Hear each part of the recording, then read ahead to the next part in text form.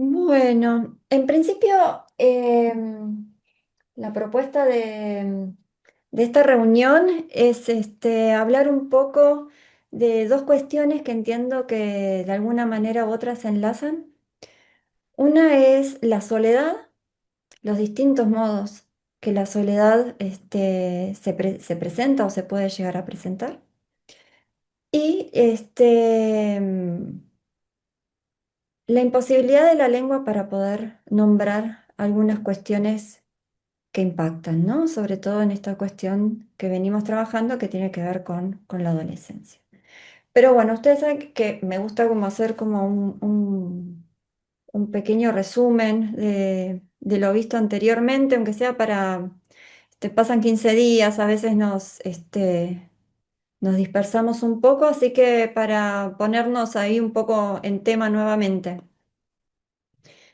Que la vez pasada trabajábamos la idea de que cuando empezamos la adolescencia, no alcanza con mirar simplemente con quién se junta, ¿no? Un adolescente. Veníamos hablando de los agrupamientos, ¿no? Terminamos, la reunión de esta manera.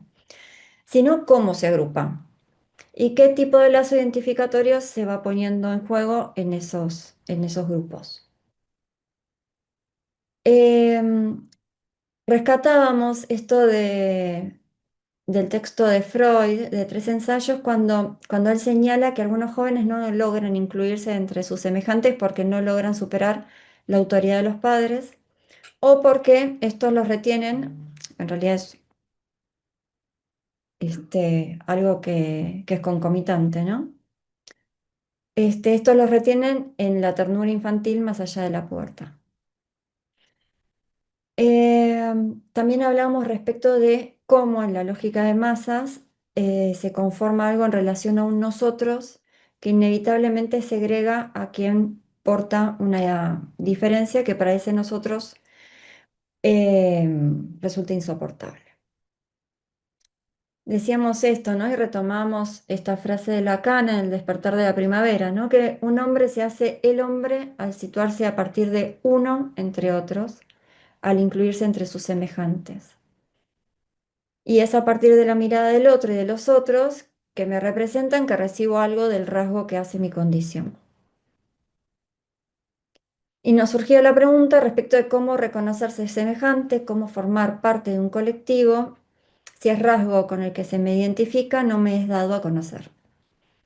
Y hablamos respecto de la serie adolescencia, cómo lo muestra respecto del término incel, ¿no? De ese libre involuntario, un rasgo que se atribuye pero no se revela. Se dicen cosas que se podría poner en los términos de predicables, ¿no? Lo que se puede llegar a decir es feo, es bajo, es villero, ¿no? Lo atributivo, pero también se juega algo de una genidad indefinible, que esta genidad es inherente a lo humano y se juega en el lazo cotidiano. Y situamos cómo lo importante es situar cómo a través de las palabras, de la lengua, de la manera en que se dicen las cosas en cada momento histórico, en cada lugar, esto incide en la subjetividad adolescente. Tomábamos un posteo de Instagram para pensar estas cuestiones, ¿no? Del lazo que hace el odiar las mismas cosas, las mismas personas, las mismas ideas. Eh, Terminamos preguntándonos, bueno, cómo incide la lengua, la manera de decir las cosas en la época en quienes atraviesan la adolescencia y cómo podemos intervenir como analistas en ese terreno, en el modo mismo en que se dicen las cosas. Ahora bien, antes de entrar de lleno en este problema que se enlaza con una cuestión clínica, a mi entender, como muy presente, que se refiere a la soledad en los adolescentes, me interesa traer otra escena, aparentemente lejana, pero que me resultó muy significativa. Lacan tenía un amigo, un personaje bastante particular que se llamaba Philippe Solar. Soler fue un escritor francés de mucha trayectoria, perteneciente a una generación creativa de intelectuales, se juntaba con Lacan, con Althusser, con Barthes, con Barthes, que lo describió como un aislado absoluto a Soler. Soler se casó con la psicoanalista Julia Kristeva y parece que durante años asistió a los seminarios de Lacan, muy fascinado por la lógica y la improvisación del discurso de Lacan. Decía que él era un notable orador y que sus seminarios eran el mejor teatro que había visto en su vida. Bueno, lo decía, entiendo, en relación a la elocuencia, a la forma tan particular de Lacan. Lacan, por su parte, reconoció esa afinidad con Solers en una dedicatoria que le hizo en uno de sus escritos, que conservó como testimonio de su relación de amistad intelectual, en donde Lacan le dice en esa dedicatoria, en suma, no estamos tan solos. Me resulta interesante esta cuestión, al menos la cuestión de no tan solos, porque nos lleva a pensar que la soledad tiene distintos rasgos, distintas facetas, modos de vivirse. Todos estamos solos, pero en el diálogo con el otro algo se comparte. Ahí no estamos tan solos. Nosotros en nuestro trabajo diario podemos dar cuenta de esto, de esta cosa de no estar tan solos, respecto o en realidad de la soledad, respecto de de lo que se llama la soledad del analista, ¿no? Esperen que se está sumando alguien esta. Esta es una dimensión de la soledad, ya que en el lazo con el analizante no es un lazo que nos aleje de nuestra soledad, ¿no? No hacemos ese tipo de lazo con nuestros analizantes. A pesar que de esto, ¿no? No hacer un lazo de esta manera nos saca muchas veces de la compañía con nosotros mismos, ¿no? Con nuestras preocupaciones diarias, con nuestras rumiaciones de pensamientos. Esto es algo que se trabajó en Trilce durante la pandemia en un seminario que dictó Enrique, el seminario urgente, en donde, bueno, la soledad también en ese momento era, Enrique le había puesto soledad el nombre propio, ¿no? De la pandemia, había como algo respecto de la soledad que se ponía a jugar ahí. Eh, y trabajábamos justamente esto, ¿no? Que tenemos algunas formas de tramitar esta soledad, los analistas. Algunos prefieren atender en consultorios donde hay otros analistas atendiendo simultáneamente para que entre paciente y paciente poder charlar sobre las cosas de la vida, los pacientes mismos, cafecito de por medio. Otra respuesta posible, otra forma de poner en juego esa soledad es aquella que podemos pensar como la práctica misma del análisis, que es la práctica en la institución, es decir, la práctica con otros, aquello que Lacan llamó el psicoanálisis en la extensión. Porque la institución supone la extensión del psicoanálisis, es decir, el hablar con otros, trabajar con otros respecto de las cuestiones que se ponen en juego en la clínica y nos traen algunos problemas. En este punto me gusta cómo lo plantea Enrique, en el punto de cómo en la extensión poder hacer pasar algo de los fracasos de la abstinencia, ¿no? Y el poder hacer algo con eso y no estar tan solos con esos restos que se ponen a jugar en las transferencias con nuestros pacientes. Entonces, en suma, no estamos tan solos cuando estamos en la extensión y ponemos a jugar estas cuestiones. Hay algo a través del diálogo con el otro que no hace que dejemos de estar solos, sino de no estar tan solos.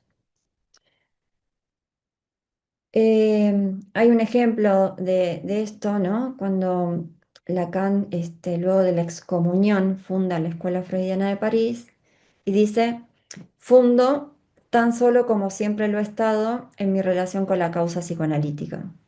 Así, reza el acta de fundación de la escuela. Y se lo criticó mucho a Lacan por esta frase, porque ¿cómo va a decir que fundó solo si estaba con otros?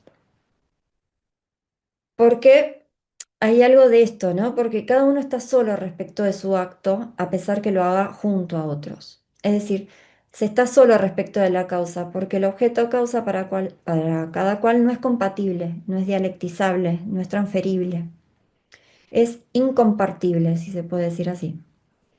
Uno no se desliga de cierta soledad, aunque esté con otros. Algo de goce de cada cual no puede hacer relación, ¿no? Es intransferible.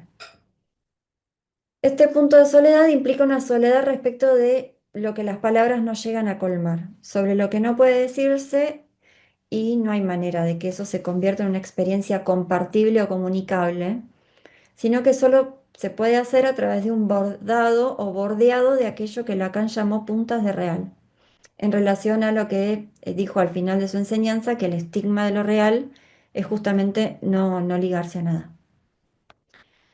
Alejandra Pizarnik logra decirlo de este modo: la soledad es no poder decirla por no poder circundarla, por no poder darle un rostro, por no poder hacerla sinónimo de un paisaje.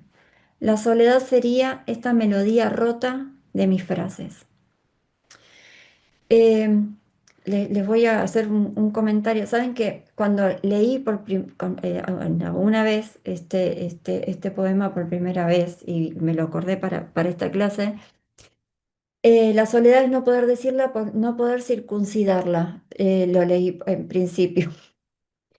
Y lo que pensaba es esto, hay algo de esto de que en realidad es el lenguaje el que nos circuncida a nosotros, ¿no? Hay algo de esto. Si hablamos de la emergencia de un real, también podemos hablar entonces de la producción poética. Cuando se produce la emergencia en relación a lo real, por ejemplo, en una formación del inconsciente, un olvido, un lapsus, un hueco, un vacío del pensamiento, frente a eso también estamos solos frente a lo real de la lengua. Ahora bien, si hablamos de emergencia de un real, nos sumergimos de lleno en nuestro tema. Porque los nuevos impulsos, las nuevas sensaciones propias del despertar sexual y puberal, como tales, no tienen representación, ¿no? Los adolescentes dicen, bueno, no sé qué me pasa, me siento raro. Es una constante en el decir. Las sensaciones, por novedosas, no tienen nombre y están a la espera de ser nombradas, y el trabajo adolescente es justamente intentar bordear de alguna manera eso que irrumpe así, tan intempestivamente. Recuerdan que en los encuentros anteriores estuvimos trabajando en relación a lo que Lacan advierte que nadie consigue librarse del modo en que Lacan situó la sexualidad, ¿no? Como un imposible de esquivar, un agujero que insiste. En la pubertad, ese real se impone bajo la forma de un pasaje singular que cada sujeto debe atravesar. Por eso me parece tan valiosa, e insisto mucho con esto, con la comparación de Freud respecto al trabajo que exige la pubertad con la excavación de un túnel, como una obra incierta en la que tienen que encontrarse dos corrientes distintas: la ternura que resta en la infancia y la sensualidad y la sexualidad que irrumpen en el empuje puberal, donde se abre la posibilidad del acto sexual y aparece el cuerpo como un terreno de experimentación. Es aquí que las palabras resultan insuficientes para dar cuenta de esta experiencia, ¿no? Ni siquiera las construcciones simbólicas transmitidas por los padres alcanzan para sostener algo de lo que sucede, donde lo recibido de los adultos se resquebraja y el joven debe inventar alguna otra brújula. Ese tránsito, insisto, no es lineal, se detiene, retrocede, recalcula, corrige el rumbo. No hay fórmulas ni certezas que aseguren la conexión entre el pasado infantil y lo nuevo que emerge. Lo único seguro es que el cuerpo cambia y con ese cambio el sujeto busca un lugar en el lazo, cómo ser querido, cómo ser deseado. Y también, como lo trabajábamos, el golpe de estas transformaciones es tal que la imagen del niño ya no coincide con la del joven en crecimiento, y que los padres a su vez enfrentan un duelo a veces más silencioso, a veces un poco más ruidoso, que tiene que ver con aceptar el paso del tiempo, reconocer lo perdido, renunciar a ciertas ilusiones, y no siempre están tan disponibles para acompañar el temblor de las identificaciones de sus hijos, porque ellos mismos quedan arrastrados por esta conmoción. En esta encrucijada, la mirada parental deja a veces de ofrecer un sostén. El espejo tampoco devuelve un reflejo reconocible, ¿no? Esto que veíamos, que el cuerpo se vuelve extraño, torpe, con otra voz, otros movimientos.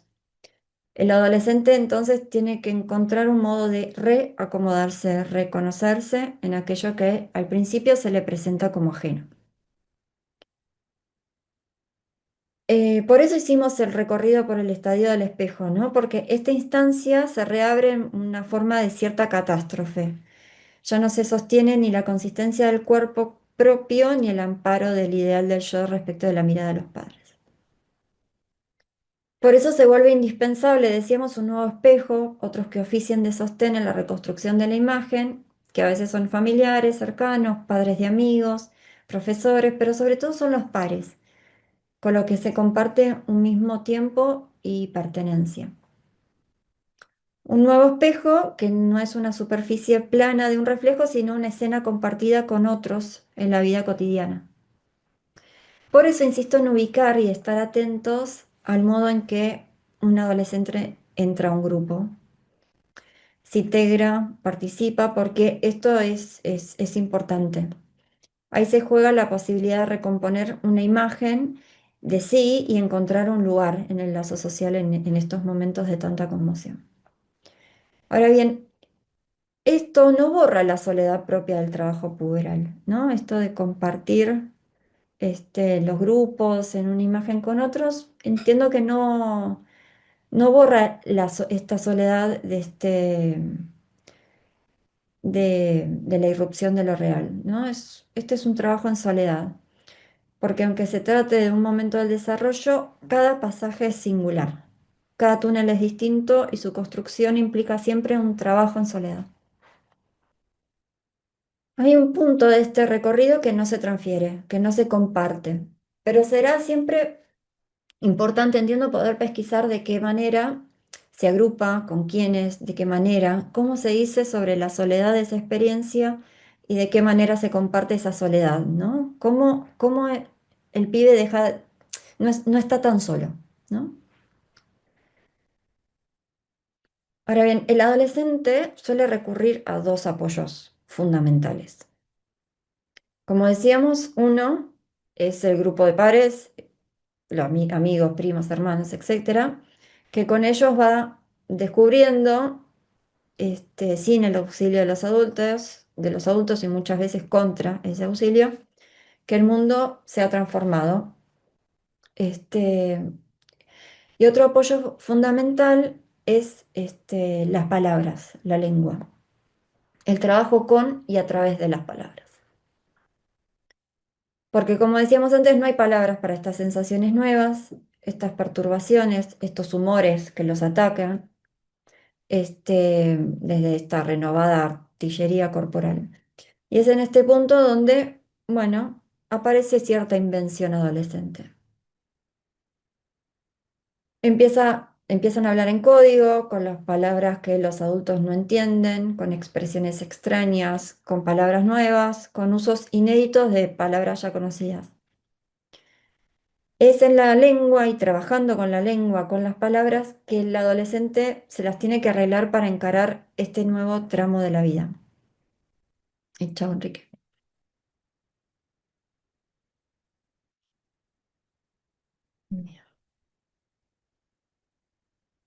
Aquí entramos en otra cuestión que resulta crucial, ¿no? En este tramo de la adolescencia, que se trata de lo que llamamos la jerga, el dialecto, ¿no? Adolescente. Y esta jerga no es solamente un conjunto de palabras raras o de moda. Entiendo yo que es sobre todo un código compartido que cumple varias funciones. Por un lado, permite marcar pertenencia. Quien usa esas palabras se reconoce entre pares. Puede acceder a un nosotros. Por el otro lado, sirve para justamente diferenciarse de los adultos. La jerga señala un corte con la lengua de los padres, los maestros, las figuras de autoridad. Lo interesante es que no siempre se trata de inventar palabras muy nuevas, muchas veces son palabras ya conocidas usadas de otra manera, con otro sentido. Esa creatividad lingüística entiendo que tiene un valor enorme porque aparece justo cuando las sensaciones todavía puberales no tienen un nombre claro, ¿no? Estas sensaciones puberales todavía no tienen un nombre claro. Y frente a esto inefable, la jerga inventa un modo de decir, o intenta, ¿no? Entonces, este dialecto, este adolescente, este código, es una especie de trabajo con la lengua, como el adolescente entonces se puede situar como un compañero del poeta, ¿no? En el punto en que hace un forzaje del lenguaje, los llevan más allá de los límites, abren significados nuevos. Y aunque esas expresiones duran poco, porque la jerga cambia muy, muy rápido, algunas persisten y marcan cada época, ¿no? Dependiendo qué palabras usaba, más o menos uno sabe el número de documento del otro, ¿no? Dependiendo de qué palabras se usaban en determinado momento. Pero sea el tiempo que duren, durante ese tiempo cumplen su función. Sostener una pertenencia, marcar una diferencia y sobre todo darle al adolescente un modo de decir lo que todavía no tiene palabras. Lo interesante es dar cuenta cómo estas palabras funcionan como contraseñas, ¿no? Es otra de las funciones. Quien no las entiende queda fuera. Eh, y también otro rasgo que me parece interesante, que muchas de estas palabras hoy son importadas de internet o de los videojuegos, ¿no? La cuestión como más digital, que la jerga adolescente hoy está atravesada por lo digital, ¿no? Bañar, bueno, ahora no se me ocurre, bueno, streamear, como todos estos verbos nuevos que están como muy atravesados justamente por por lo digital. Entonces, que de ahí que podemos pensar a la adolescencia como la principal usina, ¿no? De transformación de la lengua, porque ese es en buena medida el trabajo adolescente. Podemos notar que los grupos suelen identificarse mediante ciertos términos que funcionan, como decíamos antes, contraseñas que marcan la pertenencia a determinado grupo, a determinada barra, ¿no? Y cada una de ellas tiene sus estandartes, sus modos de decir, sus consignas. Eh, me quedé pensando, ¿no? Que no es lo mismo, no sé, por lo menos acá en Buenos Aires hay algunos que son como los turros y tienen una manera de hablar que son distintas a los de los gamers y así, ¿no? Estas tribus urbanas que en algún momento se decían así, ahora dejaron de ser urbanas, pasaron a otro lugar, parece, ¿no? Y ahí se arma también con la lengua una exogamia necesaria, ¿no? En ese desprendimiento de la lengua materna, en este forzaje también de la lengua materna, se construye un nuevo código que separa al adolescente de los adultos y lo enlaza a los pares. Esto también nos lleva a pensar, o por lo menos a mí me llevó a pensar, qué pasa cuando los padres no están tan conformes con adoptar una posición adulta y menos adolescente, queriéndose ubicar como un par más o que como aquel que cumple una función, ¿no? Que entiendo que aquí nos encontramos al adolescente con otra soledad, ya que aquellos, por lo menos lo entiendo así, ¿no? Como que aquellos que deberían estar ocupando una función que, aunque en este momento está devaluada, confrontada, desestimada, sin embargo, se desdibujan, ¿no? Respecto de ese marco, de alguna coordenada que permita un acompañamiento de este momento.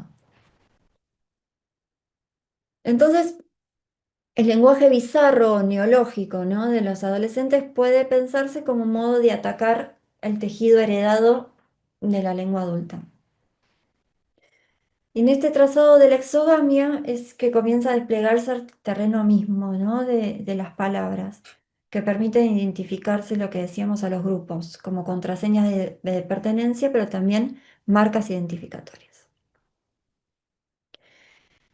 Y estas palabras, estos términos, que aunque nacen como invenciones y muchas veces estas se desvanecen al poco tiempo, otras acaban circulando, ¿no? En el lazo social más amplio, entrando como al mercado de las significaciones, convirtiéndose en patrimonio de una época. Por ejemplo, el término googlear en algún momento fue un término adolescente, hoy es un verbo que conjugamos diariamente.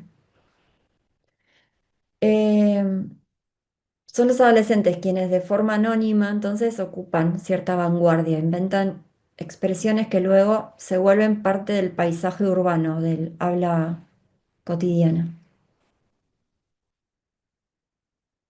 Y por eso los ponía como, como compañeros de los poetas, ¿no? En este punto, porque también los poetas trabajan con neologismos. Bueno, de hecho nosotros nos llamamos trilce, ¿no? Trilce es un neologismo. El poeta fuerza la lengua, hace que el significante trabaje contra la significación establecida, contra la referencia que fija el signo. En ese movimiento estiliza la lengua, se abren nuevas significaciones, producen otros modos de decir. Y al igual que ocurre con el habla adolescente, muchas veces los neologismos y las metáforas del poeta también pasan luego a la lengua corriente. Es decir, que en ambos casos, tanto en el adolescente como en el poeta, de lo que se trata es de un esfuerzo por ponerle nombre a lo inesperado, por bordear lo inexpresable. Es en este punto de encuentro, ¿no? La lengua como patrimonio común de los hablantes, pero también como un campo donde se juega la singularidad, la invención y el lazo con los otros. Esa imposibilidad de la lengua para poder abarcar y precisar el desborde puberal, esa soledad frente a la emergencia de ser real, es al mismo tiempo lo que posibilita un lazo, ¿no? No, no estar tan solo con eso que pasa. Hay otro punto que me parece interesante, otra forma de soledad, que es esa soledad necesaria para poder tramitar eso que pasa. Alush hace referencia a esto en un texto que se llama El amor que uno no obtiene, donde dice que existe una soledad que no implica una condición de abandono, que no es una soledad que se padezca, sino que es una soledad que se puede asumir con cierta tranquilidad. Dice que la posibilidad de amar le deja al amado su soledad, le ofrece su soledad. Dice, mi soledad propicia ser amado y ser amado propicia mi soledad. Es una situación un poco paradójica. El estar solo es lo que permite que yo sea amado, pero el ser amado es lo que permite también que yo pueda estar solo. Entonces hay una soledad, plantea Lush, una soledad sin crisis, ¿no? Que no está identificada como una soledad que se opone a ser amado, que implique un desvalimiento, ¿no? Sino más bien una soledad en la cual justamente el amor y la soledad hacen dúo. Y pensaba cómo la soledad puede volverse necesaria para un adolescente que está en esta, ¿no? Como se diría ahora, que está pasando por esta. Las horas enteras encerrado en su habitación la podemos pensar como momentos para poder ser un boludo en paz, ¿no? Sin la mirada atenta de los otros, para poder investigar, leer, escuchar música, intentar entenderla, intentar practicarla, escribir, ¿no? Una soledad para poder tramitar esto que le pasa. Una soledad necesaria, como decíamos antes, para poder, como el poeta, empujar la lengua más allá de sus límites. Jugar con el significante que se revele contra la significación establecida, contra esa referencia fija que cristaliza el signo, ¿no? En ese gesto, la lengua se vuelve más flexible, se abren sentidos inéditos y aparecen modos distintos de decir. A veces no entra dentro de palabras claras, pero esta soledad se vuelve necesaria. Hay algo de lo que traía Daniela González, eh, el encuentro pasado. Bueno, justo hoy Daniela no pudo estar, me avisó que tenía un compromiso, pero ella traía esta lógica del Fordá, ¿no? Como este, algo de la presencia, ausencia, el jugar a ausentarse en una ausencia con la garantía de la presencia del otro, ¿no? Una soledad que no implique justamente esto, el desvanimiento. Pero bueno, sabemos que hay otra cara de la soledad, que no se trata de esta soledad propicia, necesaria, que abre camino a la producción, a la tramitación, ¿no? De lo que ocurre en el tránsito adolescente, sino que es otra soledad, una soledad que se padece, que deja solo y cada vez más solo. y que aparece, que algo decíamos también la vez pasada, cuando el grupo de pares, más que apuntalar, más que hacer espejo de las metamorfosis de la pubertad, se convierte en cambio en un espejo, un espacio, perdón, de segregación, ¿no? De un espacio de segregación hostil. Y esto me parece que, a pesar de que, como decíamos antes, ¿no? Es algo inherente a nuestra condición, me parece que en este momento sucede en un marco de un discurso de época que glorifica algo en relación a la violencia. Eh, lo fui a buscar porque no sabía muy bien de dónde salía esta expresión discursos de odio, ¿no? Cómo se había gestado. Y encontré que bueno, se gestó hace años atrás, un poco eh, con los movimientos en Estados Unidos en los 70, pero que en el 2019 se reactualizó en la ONU, discursos de odio, ¿no?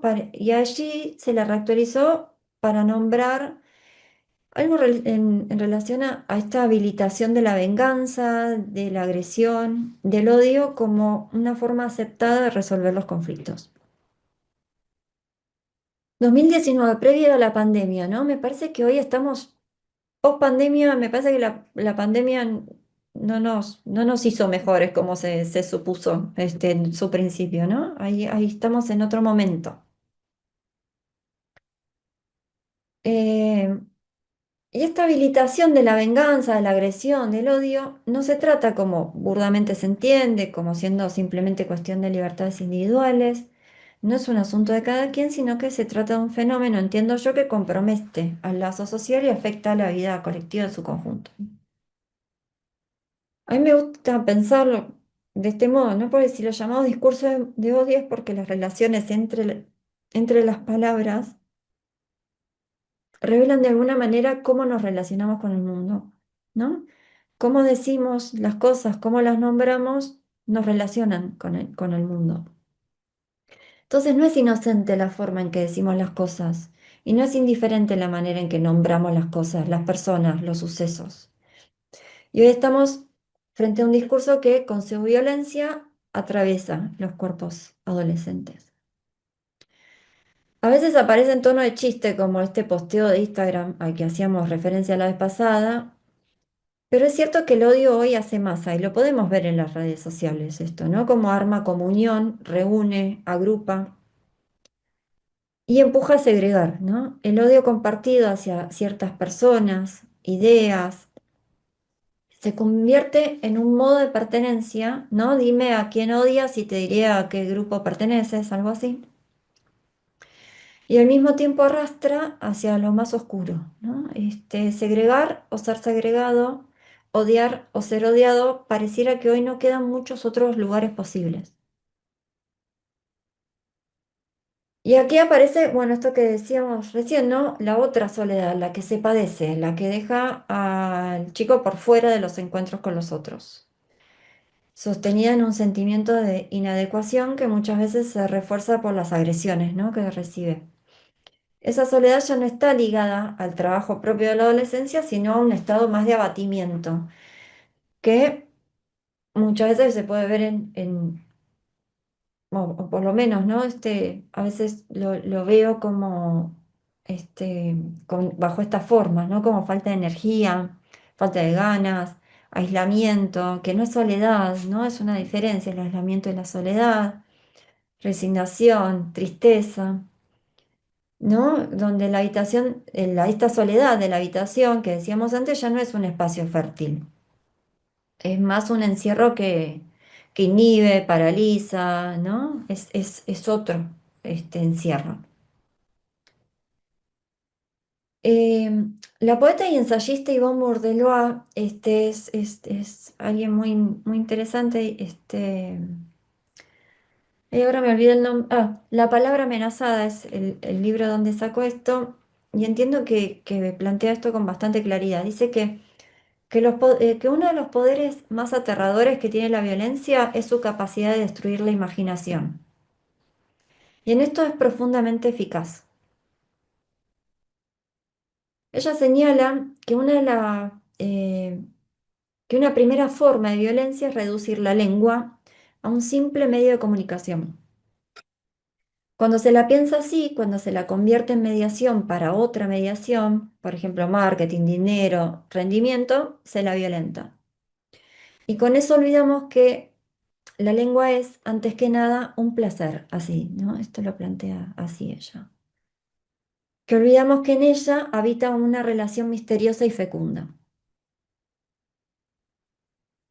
Y entiendo que hoy la dimensión erótica de la palabra, esta dimensión misteriosa, ¿no? Fecunda, está bastante aplastada por esta lógica, ¿no? Que decíamos respecto a los discursos de odio, de la palabra que se convierte en mediación para otra mediación. Se aplasta con ello, por supuesto, la dimensión deseante. Y ahí podemos ubicar muchas formas actuales del malestar. Esto que decíamos, aislamiento, inhibición, falta de curiosidad, que la curiosidad es algo como inherente a la adolescencia, carencia de objetivos, y muchas veces no llegamos a ubicar ni quejas ni reclamos respecto de esto, ¿no? Sino cansancio, abatimiento, desgano. Un cansancio que también entiendo que es una manera, una respuesta al malestar que responde a la incitación también permanente a consumir, a reinventarse, a emprender, a ser ultramillonarios a los 20 años, a mejorar el rendimiento. Todo últimamente está planeado como un desafío individual, más cerca de la autoexplotación que del deseo, ¿no? Todo mérito o fracaso se se inscribe en la esfera personal, lo social y lo familiar, lo colectivo queda fuera, ¿no? Como si no tuvieran lugar. Ahora bien, frente a este panorama, bueno, ¿qué podemos decir nosotros, ¿no? ¿Qué propone el psicoanálisis respecto de la soledad? ¿Y qué podemos decir de aquello que Freud señaló cuando escribió que el hombre es un animal de horda, ¿no?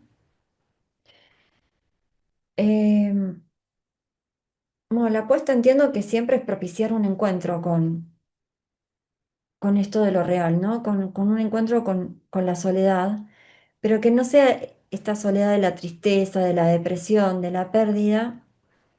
Y entiendo que el espacio y el tiempo de un análisis da lugar a esto, ¿no? A encontrarse con algo de esta soledad que es más propicia. A una soledad que no se reduzca al aislamiento, a la resignación, al desvalimiento, sino a otra manera de estar solos, ¿no? Esto que le decía Lacan a Philip Sola. A esa soledad que se acerca más a esto que veíamos, a la práctica del artista, ¿no? Que como Lacan dice que el artista nos lleva a la delantera es porque logra con ese real en la lengua producir algo. Lacan decía que el analizante hace poesía. No siempre lo logra, pero cuando eso sucede, se produce algo, ¿no? Con esta soledad más íntima que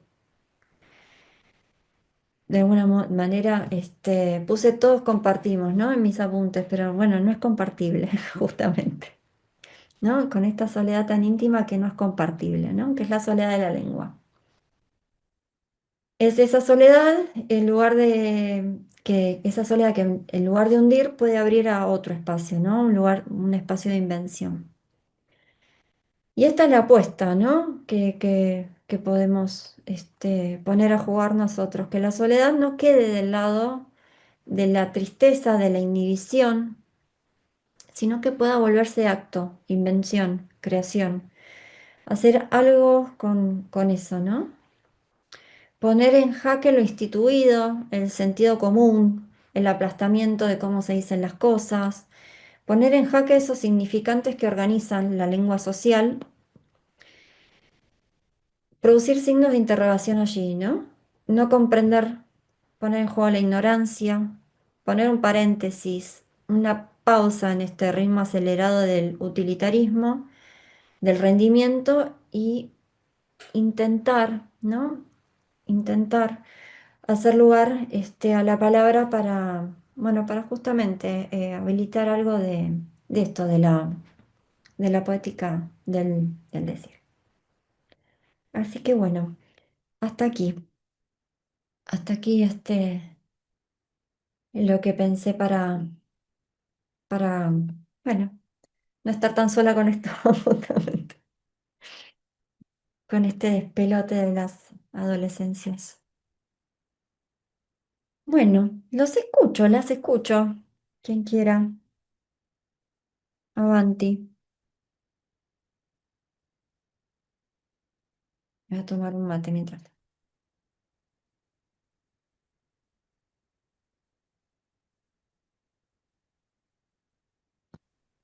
Hola, buenas noches. Hola, Justo Mayra. cuando hablabas de el reto, ¿no? De cómo la palabra me ayude a expresar todo esto nuevo, ¿no? Todo esto que se dice que va a pasar, porque igual me coge desprevenido.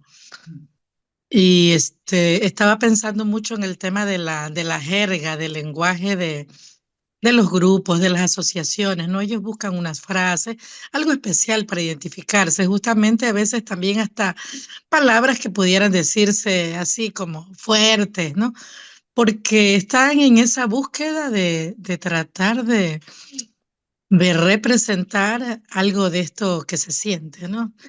Y justamente siempre es un reto el tratar de comprender las canciones, los ritmos, los acercamientos, ¿no? Porque estaría pensando, no sé si se ha atrevido, pero igual cuando estoy pensando en esta manera de poder exteriorizar, y si la palabra me queda corta, igual voy a ocupar los otros elementos del lenguaje, como van a ser mi corporalidad o el llamada a distancia.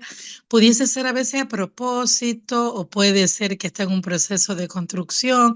Y nosotros acá a la larga, lejos de pronto de la parte adultocéntrica, a veces no comprendemos y no respetamos, ¿no? Entonces, una palabra que utilizan mucho acá, ponte en Ecuador, toda cosa es verga, verga, verga. Entonces yo les recuerdo que les preguntaba a algunos chicos y chicas, ¿no?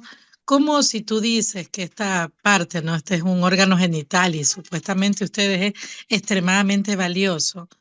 ¿Por qué también utilizan el mismo término para despreciar o desmerecer cualquier tipo de situación? Entonces se reían y dicen, no, es que eso nos vale para todos, ¿no? O sea, es una palabra que la podemos ampliar y esa es nuestra decisión. Ujú. Gracias, Mayra. Ara, adelante. Bueno, gracias. Gracias otra vez por el recorrido, por las lecturas. Una preguntita tengo. ¿El texto de Alush era El amor Lacan, el que tomabas de la soledad? No escuché el título Claro. en realidad. ¿Era En ese? realidad, espérate. Sí, porque está el de Philippe Solé es Amor Lacan, que está también en Lacan Mem. Bien. Sí, ese es el de Eh, Philippe Soler. Y el de Alush, ya te lo digo, pues me olvidé. Lo tengo acá, ahora te lo digo. bueno, pensaba esto de el adolescente compañero del poeta, que también lo acerca al analista, ¿no? Vos traías esto de que Lacan dice el analizante poeta y también Lacan dijo esto de que él eh, era un poco poeta, y pensaba en las diferencias, ¿no? Por un lado digo, bueno, qué interesante eso que los acerca, ¿no? De lo poético a unos y a otros. Con respecto al analista, bueno, sabemos que no se trata solo del goce estético en relación a las palabras, ¿no? Como podría ser en el poeta, sino de que eso produzca intervención ahí en los modos de gozar. Y pensaba, no se me ocurría mucho respecto al adolescente, mientras te escuchaba pensaba, bueno, en qué se acerca el poeta y en qué se diferencia. Se me ocurría, por un lado, esto que traías de lo que esa jerga adolescente, o sea, la función que tiene del hacer el nosotros, que eso no pasa con los poetas. Pensaba si habría algo más. Bueno, eso en principio, para seguir charlando. Bien, bien. Em, respecto a lo que traía Mayra, bueno, solo distintas formas de hacer con una palabra, ¿no? Vale verga, vale todo, ¿no? Verga vale para todo. Bueno, pero también hay algo del ver ahí, ¿no? Que habrá que ver cómo se pone en juego allí. Y ahora me parece interesante lo que vos decís respecto de esta diferencia, ¿no? De cuando Lacan dice, eh, me parece que Lacan decía, soy un poema, ¿no? Algo así decía él, en relaciones en que hay algo en el analista que se escribe, ¿no? Me parece que había como esta diferencia. Em, que el adolescente, a ver si te seguía ahora, ¿eh? En esta diferencia que haces, porque el adolescente como el poeta hace un forzamiento de la lengua, ¿no? Este trastocamiento del código, bueno, algo respecto a lo que traía tal vez Mayra, ¿no? De usar una palabra para otras cosas, inventar, armar eh, palabras nuevas, ¿no? Estos neologismos adolescentes, me parece que dan cuenta de no solamente la inclusión dentro de un grupo, ¿no? De que uno podría decir, bueno, nos entendemos entre nosotros para dejar por fuera a los adultos, sino que también es hacer algo con eso, esa irrupción, ¿no? De lo real, esto que irrumpe con tanta fuerza y que no se puede decir, ¿no? Sobre lo que no se puede decir. Yo entiendo que cada vez menos, ¿no? Pero ¿quién en su ¿no? En su adolescencia, en su pubertad, no intentó escribir un poema, ¿no? O poder armar algo con las palabras o las cartas a los amigos, ¿no? Donde poder poner ahí en juego algo con las palabras de lo que se ponía, que rompía de esta manera, ¿no? Ahora, ¿te seguí? ¿Algo de esto era lo que decías? Sí, creo que sí. En realidad me invitaba a pensar esto que vos traías, bueno, en qué se acercan y en qué se diferencian. Pensaba en la función que tiene para el adolescente este forzaje en el lenguaje. Digo, la función en lo constitutivo. Quizás ahora lo sigo pensando, no lo había pensado antes. Que, bueno, en el poeta, si bien se produce ese forzaje, y también hay palabras que entran, ¿no? Al código desde la poesía. eh, pero lo que no me parece, no necesariamente está armar otros, armar un nosotros, no armar un otro, armar un nosotros en el adolescente es fundante. Digo, la cuestión de lo que está ocurriendo ahí en ese tiempo que es tiempo instituyente, que si no se participa de eso, se queda fuera, ¿no? En realidad trataba de pensar eso, Ujú. acercamientos y distanciamientos entre ese forzaje en unos y otros, ¿sí? En los adolescentes o en los poetas. Linda, ¿querías decir algo? Sí, bueno, gracias también por tu trabajo y tus aportes. Me quedó para mí un poco más que la jerga, el lenguaje, em, este tema de la soledad y este tema de cómo reconocerse como sujeto, que de alguna manera situabas alrededor de este tema de la soledad, ¿no? Como este tránsito. Y, y lo que decías tú, la pubertad, de hecho, es un tránsito, sí, es un tiempo de transformación, realmente es un tiempo de conmoción, de perturbación. Tú decías que lo único seguro que que tienen es el cuerpo, pero yo diría ni siquiera eso, Ujú, porque es justamente en este periodo de transición, de perturbación, es un cuerpo cambiante, transformándose, que está en juego incluso para, para ser reconocido por sí mismo, ¿no? Y entonces realmente es un tiempo de absoluta perturbación y de conmoción. ujú, Y desde ahí me parece muy interesante este planteamiento. Me enfoco más en el tema que creo que que es el más significativo, el tema de la soledad. Y el tema de la soledad vivenciada de distintos modos, indudablemente es una parte constitutiva de la condición humana, ¿no?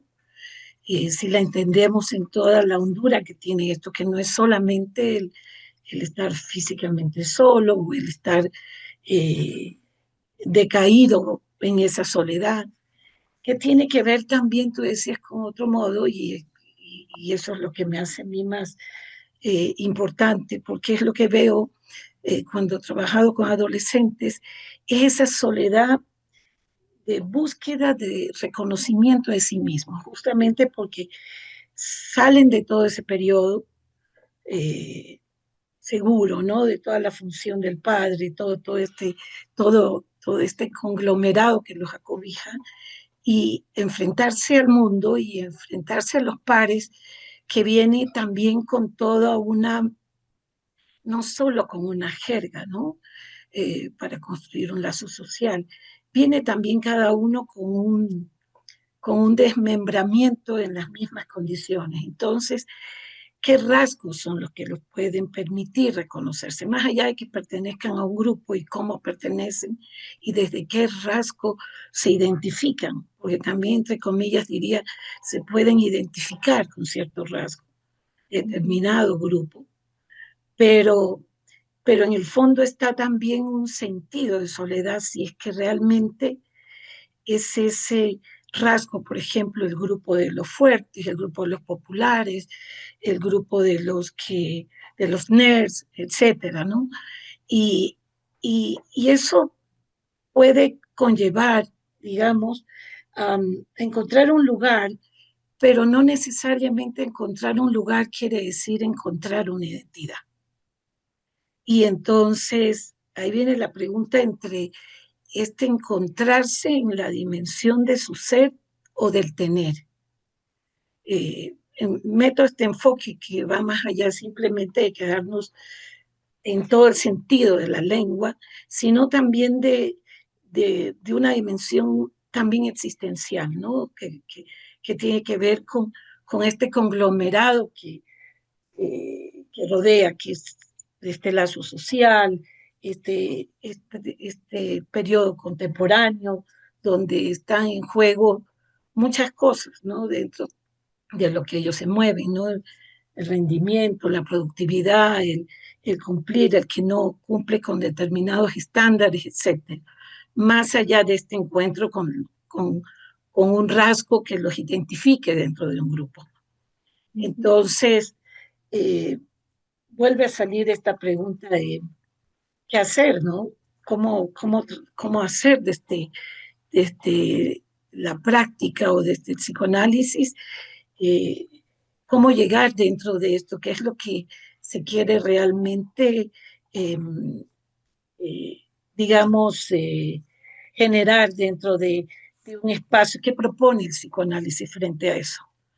Y, y me parece una pregunta recurrente e importante porque dentro del propio espacio que podemos tener en nuestra función, digamos, eh, yo trato siempre de ubicarme como terapeuta y en ese sentido, desde ese acompañamiento que se puede hacer, eh, está mucho de lo que veo es que cuando llega un adolescente dentro de un espacio así, llega con muchas preguntas al mismo tiempo.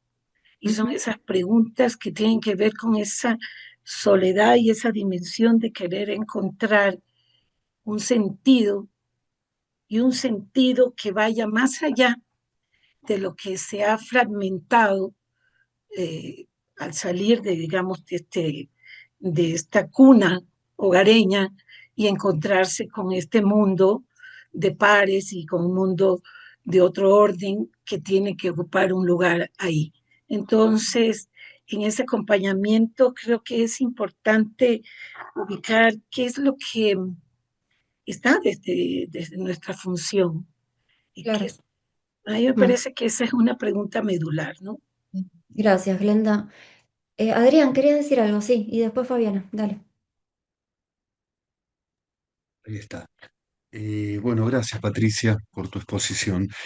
Por como quería compartir algo, que es por el modo en que vos lo encaraste, esto, me hacía preguntarme por el fin de la adolescencia.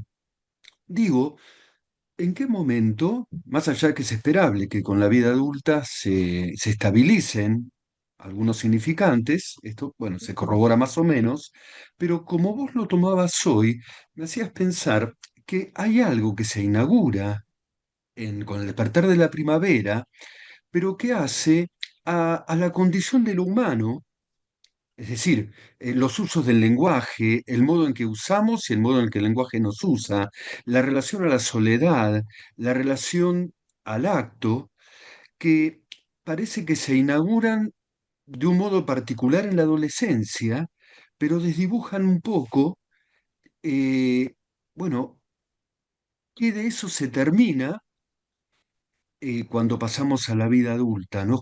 Vos usabas el ejemplo de la poesía. Y es cierto que todos los adolescentes escriben poesía, en su gran mayoría, pero me haces preguntarme por qué los adultos dejamos de escribirla en su gran mayoría. ¿Es que dejamos de necesitarla o es que se produce otra cosa? Los grupos de los adolescentes son pasionales, cerrados, segregativos, y los grupos de los adultos, Ujú. ¿qué desplazamiento producen respecto a eso? Bueno, justamente me hacías pensar en esto, en el fin de la adolescencia, porque mucho de lo que contás hace por lo menos en el sesgo que lo tomamos acá, a la condición humana.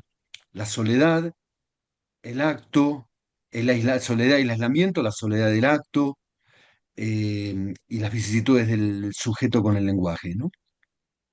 Nada, Gracias, eso quería Adrián. comentar. Fabi.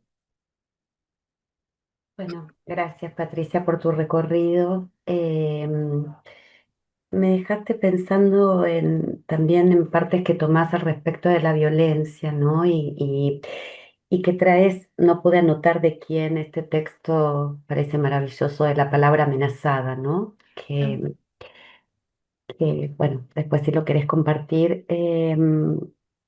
Porque, bueno, y también decías algo de lo imaginario ahí, ¿no? De cierta rasgadura hoy, porque también me hizo pensar que venía pensando en esto de que hay mucho en los pibes de hoy, en estas adolescencias, que tiene que ver todo el tiempo con el tema de la reacción, ¿no? Como reaccionar con un link, con un emoji, con, bueno, las cuestiones de la reacción y que, bueno, también tiene que ver con algo de este tiempo acelerado donde sí está, coincido con ustedes lo de la poesía, pero eh, quizás hay algo de eso que sí puede producirse en la invitación al encuentro con un analista, ¿no? Como hay algo de eso que, no sé, por ejemplo, a veces se pueden sorprender si uno le pregunta si escucha, qué música escucha, de qué se trata esa letra, y cosas que por ahí en otros tiempos fluía un poco, no sé, como que venían con algo de eso, hoy es como que, no sé, es como una invitación ahí a ese tiempo que es otro y que muchas veces hasta pueden como quedar consternados, ¿no? Ahí,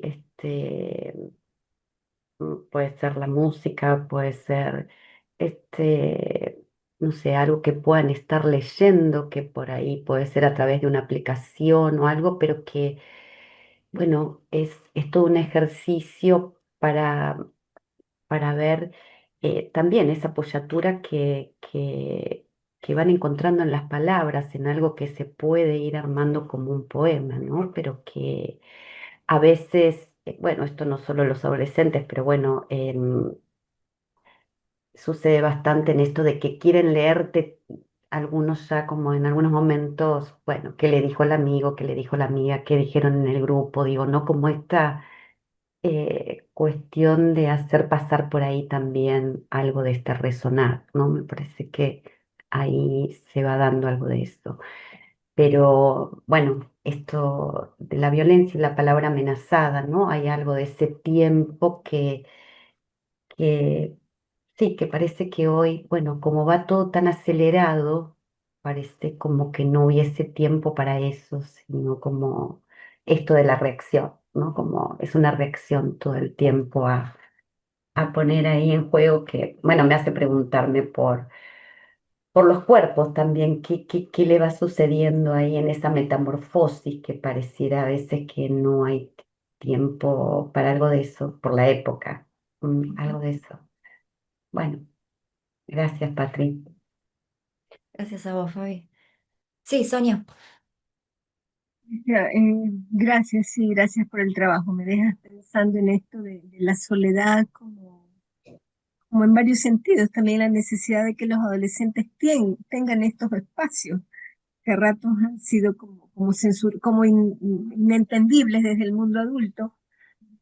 Y los comentarios de Adrián de cuándo se inicia la adolescencia y cuándo termina, o cuándo algunos de estos elementos sería deseable que los lográramos mantener en el mundo adulto, pero pensaba en esto de la creación de las palabras, y bueno, entiendo que vamos a ir caminando hacia allá, esto último que traía Fabiana, lo de la violencia y lo de la crueldad, pero pensaba también el recurso que ahora ellos tienen, tú decías, utilizan muchas palabras de la jerga de los juegos, de lo que está allí, y pensaba algo que ocurre en esta época y que no estaba antes, no sé, 10 años, 20 años, es la capacidad de producir, o sea, todo lo que pueden hacer los chicos a través de los medios tecnológicos, todos los TikTok que crean. Escucho que hay maravillas, hasta cosas muy crueles, no veo, pero decía, es un elemento diferente de las generaciones anteriores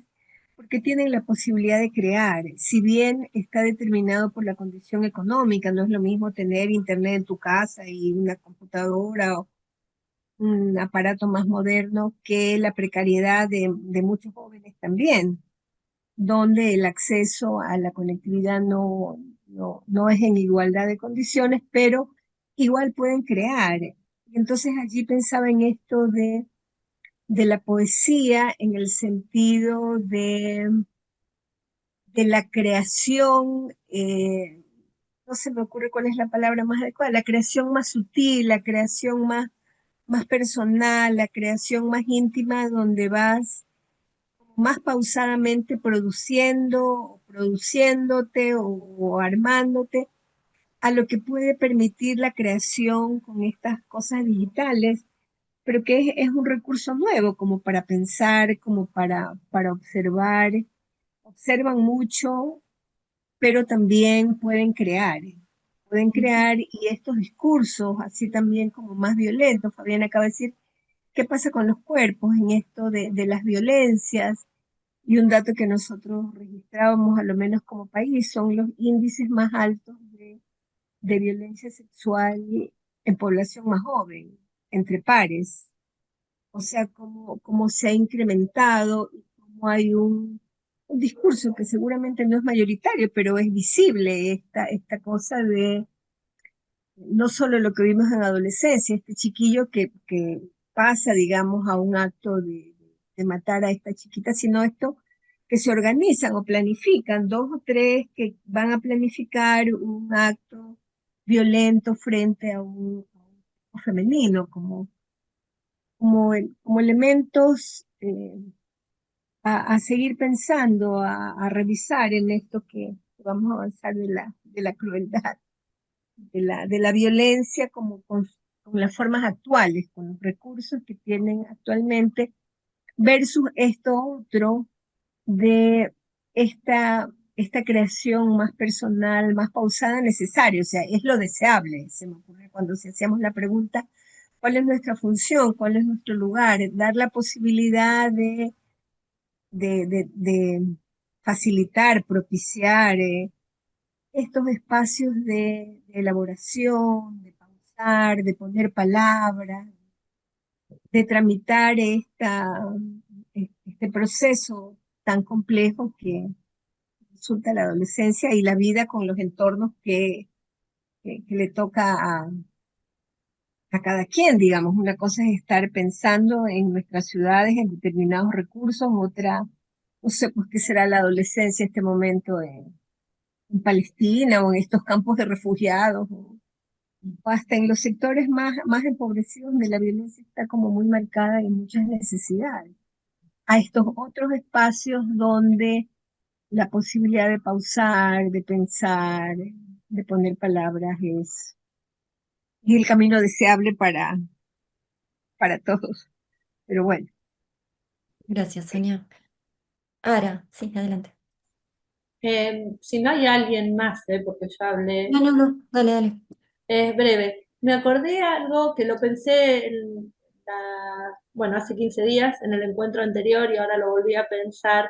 Lo pensé en el encuentro anterior cuando vos traías y hoy retomaste esa investigación que arroja que muchos grupos se constituyen en base al odio hacia algún otro, ¿no? Y hay una poesía que seguramente muchos de alguna edad conocen, de Miguel Hernández, Elegía, que cuando Serrat la musicalizó, dice del primer verso, Serrat repite, en Orihuela, su pueblo y el mío, se ha muerto Ramón Sige, a quien tanto quería. Así empieza, por lo menos así la conocí yo, a esa poesía, ¿no? Es dedicada al amigo y dice a quien tanto quería. Pero parece, leyendo el otro día la correspondencia entre Diego Tatiana y Jorge La Rosa, que uno de los dos estuvo en el museo de Miguel Hernández, que en realidad dice, se ha muerto Ramón Sige con quien tanto quería. Con quien tanto quería, como si al menos estos autores en ese intercambio subrayan que querer con otro, con un amigo, querer algo, ¿no? Con otro, le da cierta intensidad, materialidad, ¿no? Ahí a ese gesto amoroso. Bueno, me parece así lindo. No creo que sea fácil, ¿no? Pasar de lo constituido en base al odio a lo constituido en base al amor, pero bueno, podría ser el desafío. O por lo menos movernos ahí en el entremedio, no sé. Qué lindo, Ara, gracias. Mm. Bueno, bueno, muchas gracias por todas las intervenciones, la verdad que muy valiosas, cada una.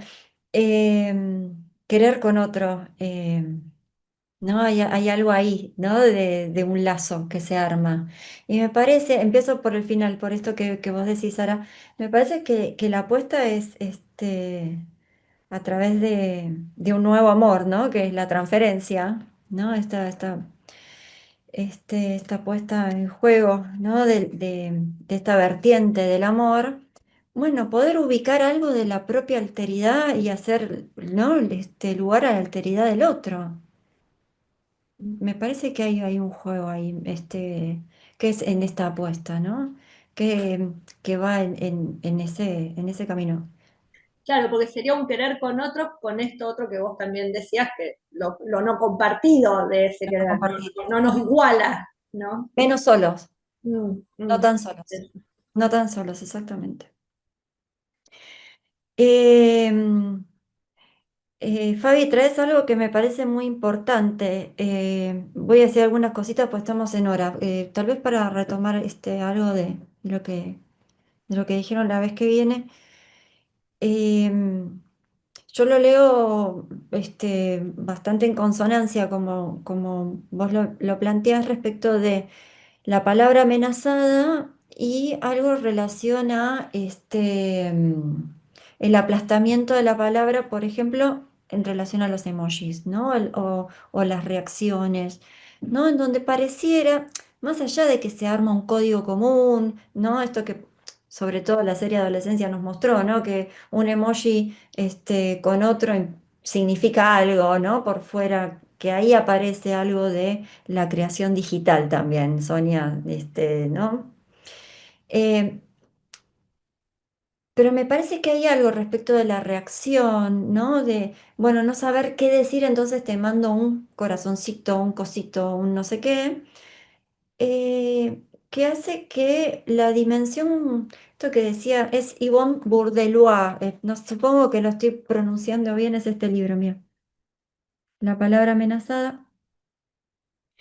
Eh, Esta dimensión del gusto por la palabra, la dimensión erótica de la palabra, la dimensión a través de la cual se puede armar algo creador, ¿no? Se puede estar menos solo con el otro, esto que fuimos trabajando, hay algo de eso que se aplasta, ¿no? Que esto es lo que me interesaba, lo tengo como pensado para trabajar el encuentro que viene, que tiene que ver también con cómo los adolescentes entran como objeto del mercado y qué pasa también, ¿no? Cuando justamente empiezan a estar bajo esta lógica del mercado. Pero hay algo de esto que resiste, Sonia, y vos traes algo que me parece muy importante, que es, pues muchas veces renegamos de lo digital y estamos como muy en contra de... Bueno, hay algo de que también, ¿no? Se encuentra algo de lo propiciatorio por esa vía, ¿no? De cómo decir las cosas. Que también hay otro espacio, que es el que traía Fabiana, que me parece muy importante, de traer en las sesiones, bueno, ¿qué estás escuchando? ¿Qué estás viendo? O a veces lo traen ellos, ¿no? Pues el otro día vi en una serie, ¿no? Bueno, y cómo se enlaza eso me parece muy interesante cuando esas cosas aparecen o te recomiendan cantantes o música, o, ¿no? Eso. Es interesante. Adri, la verdad que la lectura que hiciste, Adrián, de esto y esta pregunta que te armás me parece espectacular sobre el fin de la adolescencia. Me parece espectacular por dos puntos. Uno, por algo que vengo pensando cuando hay algo del fin de la adolescencia que está un poco desdibujado últimamente, y sobre todo esto, ¿no? Cuando hay padres que están como más que padres pares, ¿no? Y donde ahí me parece, por lo menos lo leo yo, como una soledad, otra soledad, ¿no? Hacia el adolescente. Y después hay esto que me parece que tiene que ver con lo que decía Arabella al principio, que es en un punto, bueno, cierta diferencia entre el poeta y el adolescente, que bueno, el adolescente fuerza la lengua un poco para estar con otros, ¿no? Armar este lazo con los otros. El poeta es para hacer con su soledad, uno podría decirlo así. Pero Adrián, vos te preguntas algo que me parece muy interesante. Bueno, ¿y por qué dejamos de escribir poesía? ¿Por qué no? Bueno, viste que Freud decía esto el poeta y el fantaseo, ¿no? La creación poética del fantaseo, y que hay algo del poeta que sostiene el juego infantil, ¿no? Me parece que hay algo de eso que se pone en juego. Perdón, se empezaron a pelear unos gatos y me distraje, disculpa. Este, mm, pero también me dejas pensando un montón y esto me parece que es para... Denme un segundo, perdón, ¿eh?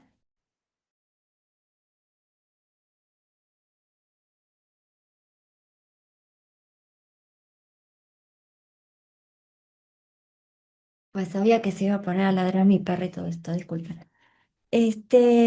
Que hay algo de cómo la modalidad de agrupamiento, si se quiere, ¿no? De la adolescencia perdura en la adultez, ¿no? Como que hay algo de esto, si es que te entendí bien, hay algo de esto que me parece como muy interesante, como lo marca. Em, bueno, y Glenda, haces una pregunta interesante, ¿no? De cómo reconocerse como sujeto, ¿no? Dentro de todo el recorrido que hiciste, te agradezco cómo fuiste escuchando todo el recorrido, perdón. Pero bueno, seguimos la vez que viene, si les parece. ¿Sí? Gracias, No. Gracias. muy bueno, Gracias. gracias de nuevo. Nos Les vemos. mando un cariño Gracias, grande y los espero la Patricia. próxima. Sí. Gracias.